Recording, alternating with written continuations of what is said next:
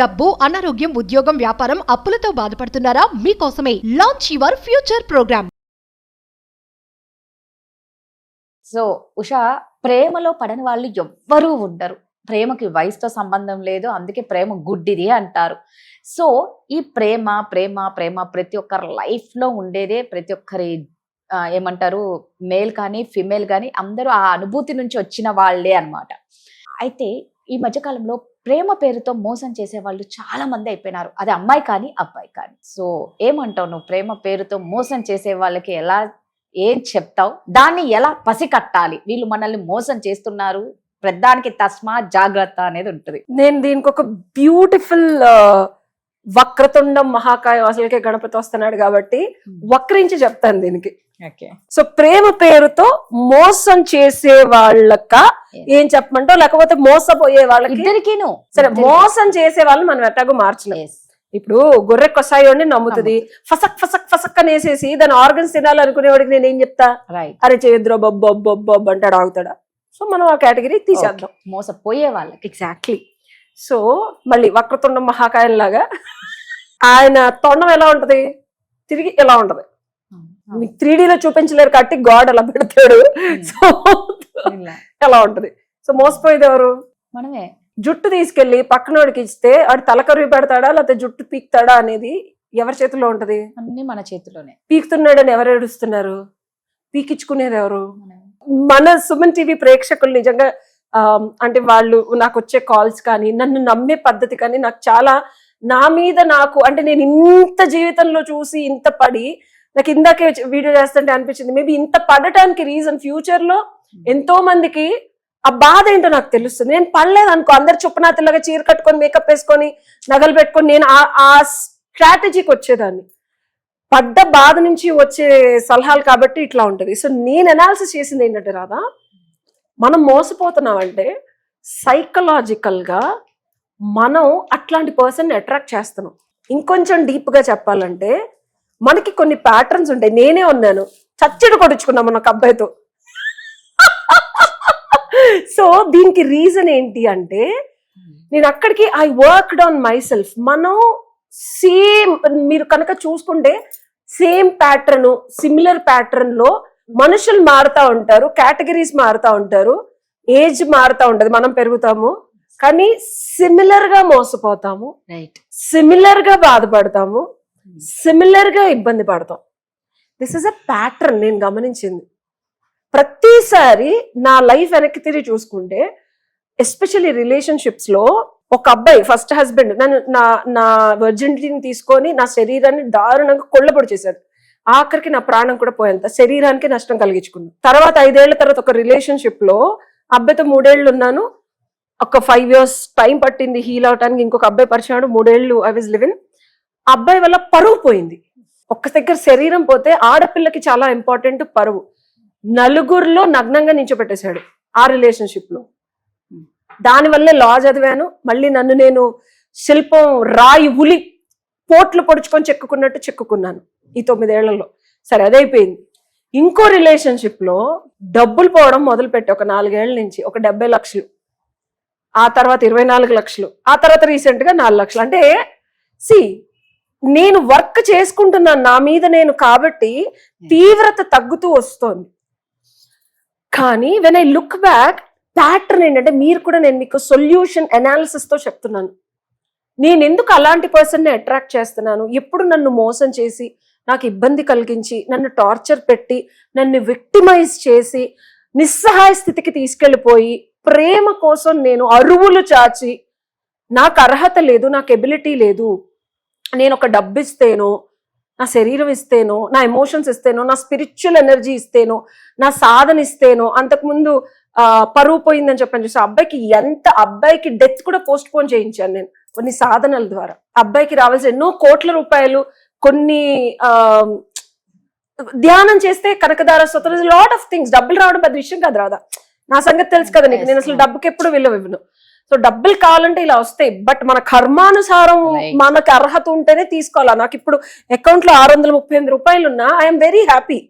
నాకు రావాలి, నాకు అవసరం ఉన్న, రేపు పూజ కనుక్కోవాలంటే ఏదో రూపంలో వస్తాయి.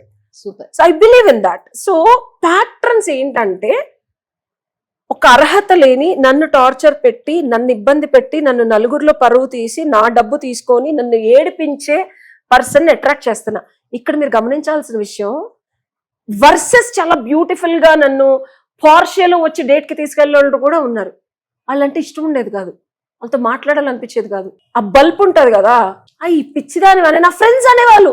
వస్తే పిచ్చదాన 9 years బ్యాక్ పోర్షియాలో వచ్చి నన్ను నాకు ఫ్యాన్సీ కార్స్ అంటే ఇష్టం అంటే డేట్ కి తీసుకెళ్ళిన వాళ్ళనేమో రిజెక్ట్ చేసి ఎందుకు పనికిన్నారు. ఇక్కడ ప్రాబ్లం మందే, మనం అట్లాంటి వాళ్ళని అట్రాక్ట్ చేస్తాం. మన ఫ్రీక్వెన్సీ ఆడు మనకి నచ్చడు, వాడు నచ్చలేదు, పక్కన వాళ్ళకి 100 మంది చెప్తా ఉంటారు. అసలు కరెక్ట్ అయిన పర్సన్ వదిలేసి లిటరల్ గా నన్ను తిట్టిన వాళ్ళు ఉన్నారు. ఇట్లాంటి దరిద్రం నచ్చుతున్నారని ఇక్కడే నాకు అర్థం కాల. With this beating happened. నాకు లిటరల్ గా రమేష్ కూర్చోడు 15 ఏళ్ల క్రితం నేను ఏదైతే వదిలేసి వచ్చానో అట్లాంటి ఒక పర్సన్ ని నేను యాక్టివేట్ చేసి, నేనే యాక్సెప్ట్ చేసి, నేనే క్రియేట్ చేసి, నేనే నా లైఫ్ లోకి అట్రాక్ట్ చేసుకున్నానా అనిపించింది. Last week I work on my self so much. నేను నిన్న కూడా వెళ్ళి హోమం చేసి వచ్చాను. అంటే లాట్ ఆఫ్ ఫ్రీక్వెన్సీస్ నాలో ఇంకా నేను ఏదో తీసేసాను అనుకున్నది, నన్ను మోసం చేయడానికి ఆస్కారం ఇచ్చేది నేనే రాదా. మీరు మోసపోతున్నారు అంటే మీరే దాన్ని అట్రాక్ట్ చేస్తున్నారు, మీరే దానికి ఆనవాళ్ళు బీజాలతో సహా మీరు చక్కగా వేసి పెంచి పోషించి అట్లాంటి ఫ్రీక్వెన్సీ టవర్స్ ని మీరు ఏదైతే ఫ్రీక్వెన్సీ ఉందో ఆ ఫ్రీక్వెన్సీ అట్రాక్ట్ అవుతుంది. నిజమే నువ్వు చెప్పింది 100%. సో నాకు అనిపించింది నేను రమేష్ ఇష్యూ నుంచి హీల్ అవ్వలేదు, నేను హీల్ అయ్యాను అనుకున్నా. ఇందాక నాకు ఇంకా కన్నీళ్ళు వస్తున్నాయి. అంటే నేను ఎమోషనల్ గా హీల్ అయ్యాను అనుకున్నాను, కానీ సందర్భం వచ్చిన అమ్మాయి అలా చచ్చిపోయింది అనగానే నేను పడ్డ బాధ 17 ఏళ్ళు 18 ఏళ్ల క్రితం. అంటే నేను చాలా వర్క్ చేశాను రాదా, నా మీద నేను చాలా వర్క్ చేశాను.